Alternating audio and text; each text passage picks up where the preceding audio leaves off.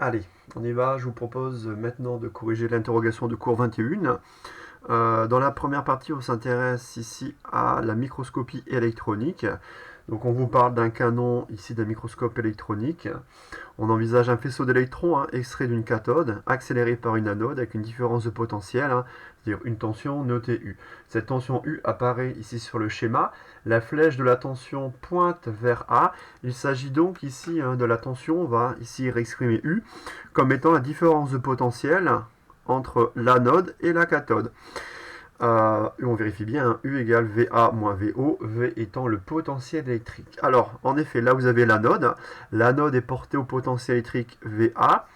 À gauche, vous avez la cathode, ici au point O, portée au potentiel, ici V indice O. Voilà. On considère un électron, on donne la masse de l'électron, on donne sa charge Q égale à moins E. Il est extrait de la cathode sans vitesse initiale. Alors ça, c'est important ici de l'avoir en tête. Sans vitesse initiale, la vitesse de l'électron, je vais noter V indice O, est égale à 0. Alors attention ici aux notations. V indice O, la vitesse de l'électron ici à la cathode est nulle. V grand V, V majuscule indice O, c'est le potentiel ici à la cathode. Et on cherche ici la vitesse de l'électron lorsqu'il atteint l'anode. En effet, entre la cathode et l'anode, on va accélérer ici l'électron grâce à une tension accélératrice U égale 500 volts. Donc voilà, au niveau de l'énoncé, voici ici une lecture de l'énoncé. Ce qui est important, c'est, voilà, il n'y a pas de vitesse initiale, la vitesse en haut est nulle. Et là, par une méthode énergétique, donc là, pas de méthode dynamique, une méthode énergétique que vous justifierez, il faut déterminer la vitesse de l'électron au point A à l'anode. Effectuer l'application numérique et commenter le résultat obtenu. Ok, donc on y va, rédaction classique, ici type exercice, même s'il s'agit d'une interrogation, d'accord. On y va, on reprend ici l'étude. Donc le système étudié ici est un électron, d'accord, supposé ponctuel, de masse m, de charge q ici égale à moins e, d'accord, c'est bon, c'est visible, très bien. L'étude est menée dans le référentiel terrestre supposé galiléen, d'accord. Au niveau du bilan des forces, on y va, on se lance dans le bilan des forces. Alors, bilan des forces, qui va nous permettre ici de conclure sur le système, est-ce qu'il est conservatif ou non. Alors, le poids. Le poids, P égale mg, d'accord. Alors, c'est une force qui est conservative, d'accord. Mais ce qui est important de retenir, c'est que le poids, je le note ici en rouge, c'est très important, le poids est bien négligeable, d'accord, ici en norme, devant, ici, la norme, alors je le décale un tout petit peu, voilà, devant, voilà, la norme de la force électrique. D'accord, donc en bilan des forces, le poids P égale mg de l'électron négligeable en norme devant la force électrique. Alors justement, cette force électrique, voilà, cette force électrique, qu'on appelle également composante électrique de la force de Lorentz. Je note F, indice E, égale QE. C'est une force qui est conservative. Voilà. Force conservative qui dérive de l'énergie potentielle électrique. D'accord. De l'énergie potentielle électrique. Je vous rappelle ici, voilà, l'énergie potentielle électrique qu'il faut connaître. C'est-à-dire que voilà, à la force électrique F égale à QE, ici on associe une énergie potentielle électrique. Alors EP, je vais noter EP, E, d'accord, égale QV. Voilà. À une constante additive ici, qu'on prendra égale à 0. Donc EP égale à QV, V ici, attention, V étant le potentiel électrique qui règne au point M. J'en profite également pour rajouter ici sur la droite les frottements fluides négligeables. Donc on va négliger ici les frottements. Frottements fluides négligeables. Conclusion. Conclusion, le poids ici négligeable en norme, la force électrique est une force qui est conservative, les frottements fluides sont négligeables. Conclusion, voilà, on est amené à conclure ici sur voilà, le système. Le système est bien conservatif. Conservatif ici unidimensionnelle, caractérisée par une conservation, voilà, de l'énergie mécanique. D'accord, l'énergie mécanique est une constante, et cette constante est déterminée grâce aux conditions initiales. Voilà. Voilà, ça devient un peu brouillon, désolé. Alors, ce que l'on va faire, on va traduire ici la conservation de l'énergie mécanique. Alors, entre les points O et A, donc l'énergie mécanique de l'électron à la cathode, elle se retrouve à l'anode. Voilà. C'est-à-dire, voilà, on va expliciter cette énergie mécanique, on aura 1/2 de mv0 carré, ouais, énergie cinétique ici de l'électron à la cathode, qui est nulle d'ailleurs, la vitesse v0 est nulle, plus q fois le potentiel, q fois v0 à la cathode, égale 1/2 de mva carré, plus qva. Voilà. On va isoler 1/2 de mva carré. Ça, c'est q, facteur de vo moins va. C'est bon pour tout le monde. Avec q égale à moins e, q égale à moins e, et vo moins va. Ça, on regarde, vo moins va, c'est moins va moins vo, donc c'est moins u. Donc ça, c'est moins u. Il nous reste moins e fois moins u, e fois u. Conclusion. Je vais mettre ici. Pardon, alors la caméra, je vais peut-être la remonter un tout petit peu pour des raisons pratiques. Voilà, un tout petit peu en direct, voilà. Ok, le fil, oups, je ne l'ai pas vu, voilà, on va le bouger. Petit réglage de la netteté en direct. Voilà. Ok, ça sera mieux pour tout le monde, voilà, j'espère. C'est bon. Voilà, d'où. Voilà, la vitesse ici en A, VA, égale racine de 2EU sur M. D'accord? Voilà, on encadre le résultat avant de passer à l'application numérique. L'application numérique ici. Alors, si vous voyez un peu flou, normalement, c'est la gauche, c'est le soleil. J'ai bien ici de réguler la quantité de lumière. Voilà.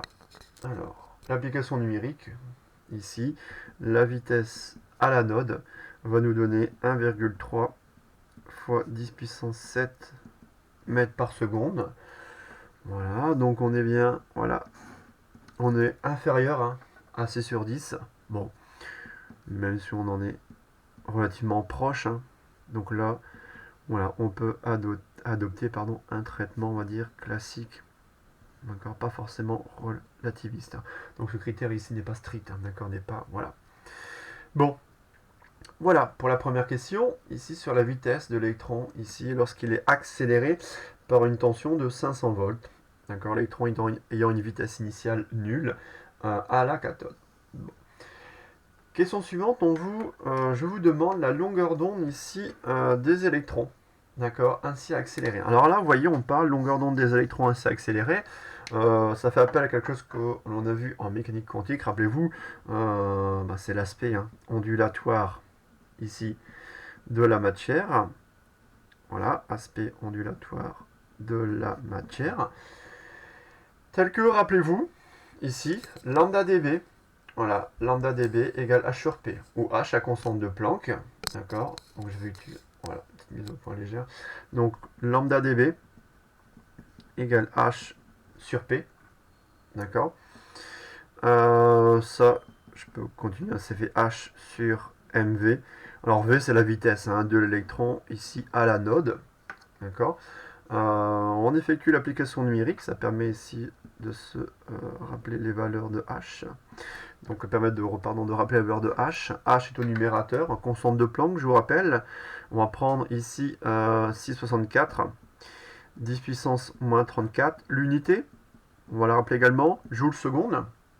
La masse de l'électron, elle est donnée à 9,1 fois 10 puissance moins 31 kg. La vitesse, 1,3 fois 10 puissance 7 mètres par seconde. La donnée la moins précise est donnée par la masse et la vitesse, donc à deux chiffres significatifs. Donc le résultat final, on va regarder que deux chiffres négatifs. Ça nous donne après calcul 5,6 10 puissance moins 11 mètres pour la longueur d'onde de l'électron. Hein. On parle bien d'aspect ondulatoire de la matière. Et là, on est bien voilà, largement inférieur aux longueurs d'onde ici optiques, hein, ici du domaine du visible. Hein. Ici, on va prendre de l'ordre de 600 nanomètres si l'on veut comparer les performances d'un microscope optique à celles d'un microscope électronique. D'accord? Voilà. Voici pour cette première étude. D'accord? Voilà, sur l'accélération d'un électron par une tension ici U accélératrice. Bon. Deuxième exercice, voilà, on s'intéresse aux positions d'équilibre d'un système. Voilà, directement. Donc je vous donne l'énergie potentielle d'interaction entre deux atomes, d'accord. L'énergie potentielle, hein, ici, suivante, alors 1, moins 1 sur R carré, plus 1 sur R exposant 10, d'accord. Alors j'effectue une mise au point, voir quelque chose de plus net, mais ça va pas être évident. Bon, du moment que l'écriture soit nette, vous avez le sujet, hein, vous avez le sujet, donc voilà. Alors, on y va. Déterminer l'expression de la position d'équilibre stable notée R équilibre. Donc, je rappelle, hein, dépendance en moins 1 sur R carré et en 1 sur R10. D'accord. Les constantes A et B étant strictement positives. Déterminer l'expression de la position d'équilibre stable notée R équilibre. Alors, on rappelle par définition, hein, R équilibre est une position d'équilibre. D'accord. Donc là, je ne parle pas encore de la stabilité. Je définis juste la position d'équilibre. Si et seulement si la dérivée première de l'énergie potentielle par rapport à la variable spatiale, notée ici R, en R égale R équilibre, cette dérivée s'annule. D'accord? Voilà. On va calculer, là, ici à part, il faut calculer la dérivée première. Donc on y va, on calcule la dérivée première. Donc on dérive l'énergie potentielle par rapport à R, ici. Bon là vous voyez il y a un moins A sur ici R carré, je sors le moins A ici, voilà, et je vais dériver un 1 sur R carré. Quand je dérive le 1 sur R carré, ça me retourne du moins 2 sur R cube, d'accord, moins 2 sur R cube, plus B, et je vais dériver du 1 sur R exposant 10, ça me retourne du moins 10 sur R exposant 11, d'accord. Donc on aura ici du 2A sur R cube moins 10B, 10 fois B sur R exposant 11. Voilà, ça c'est l'expression de la dérivée première, hein, de l'énergie potentielle par rapport à R. D'accord? Bien.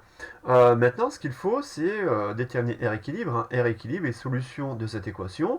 Donc ce qu'on va faire, c'est donner cette équation égale à 0 pour R égale R équilibre. Et on aura l'expression de la position d'équilibre. D'accord? Donc on y va, on passe à la suite directement. Voilà, je suis là. Ça, je monte un tout petit peu. Voilà, tout le monde voit. Parfait. Donc, ainsi, voilà, ainsi, lorsqu'on va... Alors, je vais centrer un peu. Voilà, directement. Donc, ainsi, voilà, on va dériver. Hein. Ici, la dérivée, elle est connue. Donc, la dérivée, ici, s'annule en R égale R équilibre. Ça me permettra de déterminer R équilibre. Donc on aura ici, je reprends 2A sur R équilibre exposant 3 moins 10B sur R équilibre exposant 11 égale à 0. D'accord? On y va, ça me donne 2A sur R équilibre exposant 3 égale 10B sur R équilibre exposant 11. Alors, on peut simplifier déjà par 2. Il restera 5 ici. 5B dans le membre de droite au numérateur. Ensuite, on va simplifier par R exposant 3. Il va me rester 11 moins 3, ça fait 8. Donc, on va écrire ça sans se tromper. À gauche, on aura A égale 5B sur R équilibre exposant 8. D'accord. R équilibre sera égal à 5B sur A exposant un huitième. D'accord. Donc je réécris en dessous. Voilà, on aura R équilibre ici sera égal à 5B sur A, d'accord. Le tout exposant un huitième. Voilà. Ça, c'est une position d'équilibre. Maintenant, est-ce qu'elle est stable? Donc là, R équilibre, on rappelle la condition, est une position d'équilibre, si on veut le montrer. Par contre, maintenant, stable, donc elle est stable, si seulement si la dérivée seconde de l'énergie potentielle prise en R équilibre est strictement positive. Donc là, il faut se rappeler du critère de stabilité. Il faut que la dérivée seconde en R égale équilibre soit strictement positive. Donc là, on va calculer, même chose, on va calculer la dérivée seconde, donc avec une dérivée seconde de l'énergie potentielle pour tout R, hein, ici, pardon. Voilà, ça je peux, voilà, directement en direct remonter un tout petit peu pour que tout le monde voit, pardon, voilà. Voilà. Alors la dérivée seconde, donc même chose, la dérivée première elle est là, donc j'ai 2a en facteur et je dois dériver du 1 sur r exposant 3. On aura du moins 3 sur r exposant 4. Pareil, je vais sortir ici le terme en moins 10b. Je dérive ici à 1 sur r exposant 11. Il me retourne du moins 11 sur r exposant 12. Ici, 3 fois moins 2, ça fait moins 6a sur R4, moins plus, directement 110b, donc 110b, divisé par R exposant 12. D'accord? Voilà. Donc ça, c'est la dérivée seconde de l'énergie potentielle par rapport à R. Maintenant, on va mettre le signe en R égale R équilibre, donc d'où la valeur, ici, de la dérivée seconde. Attention, je me place maintenant en R égale R équilibre. Alors, ça nous donne quoi? Ça nous donne moins 6A. D'accord. Alors, moi, je peux le faire directement, parce que R équilibre exposant 4. Je vais inverser R équilibre, et je vais prendre à l'exposant quatrième. D'accord. R équilibre, il est là. Je vais l'inverser. Donc, on aura 1 sur R équilibre égale A divisé par 5B. D'accord. Directement. Ici, pour avoir 1 sur R équilibre. Le tout, donc on aura, je reprends ici, fois, donc là je vais mettre un 1, d'accord, je vais mettre 1, et j'aurai ici du A sur 5B, d'accord, directement. Ici donc je vais inverser, d'accord, ici, donc exposant, d'accord, je vais directement avoir un ici. Exposant, je vérifie. Ce que je regarde en même temps ce que vous faites sur Discord, je vois le message arrive en français, donc il ne faut pas que je me laisse perturber par ce qui se passe en français. Donc A sur 5B, d'accord. J'ai dit ici exposant 4, on y va. Exposant 4 huitièmes, d'accord. Plus, ici, voilà, 110B, d'accord. Donc même chose, fois A sur 5B, d'accord. Exposant, ici, même chose, on aura exposant 12 huitièmes. Bon. Ensuite, on aura directement, alors j'ai un exposant 4 huitièmes là, et cet exposant 4 huitièmes, finalement, je peux le faire apparaître également ici. D'accord? Donc ça, je peux le tirer. La dérivée première, c'est bon pour tout le monde. Voilà, j'ai gagné un peu de place. Ici, exposant 12 huitièmes. Bah, cet exposant ici, 4 huitièmes, je le retrouve dans l'exposant 12 huitièmes, en effet. Donc on va mettre ici, vous voyez, je vais réécrire. Moins 6A, A sur 5B, exposant 4 huitièmes, d'accord, plus 110B. Et là, je vais faire apparaître, vous voyez, le même terme que j'ai mis ici, A sur 5B, le terme en exposant 4 huitièmes. Mais au départ, j'en ai 12.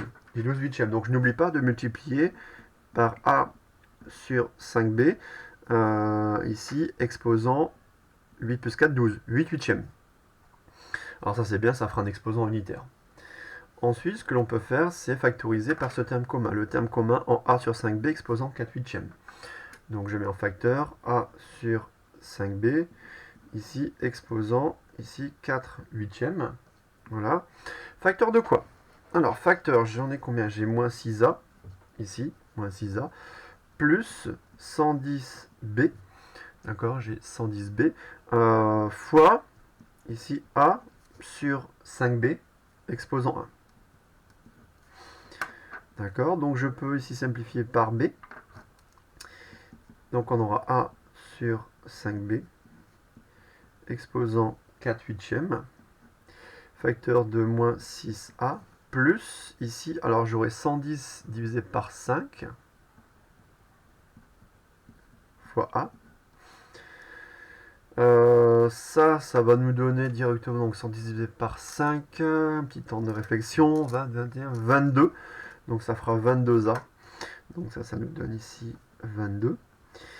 Donc 22 moins 6, il restera 16, plus 16. Donc conclusion, on aura a sur 5b, exposant 4 huitièmes, fois, je répète, un 22a moins 6a, il va nous rester du 16a. Voilà. Alors, on regarde, tout est positif, hein, A, B, A, d'accord. Voilà, on a donc un produit de termes strictement positif. On peut donc conclure sur le fait que voilà, R équilibre, qui est égal à 5b sur A, exposant, je vais vérifier où elle a 1 huitième, est une position d'équilibre stable.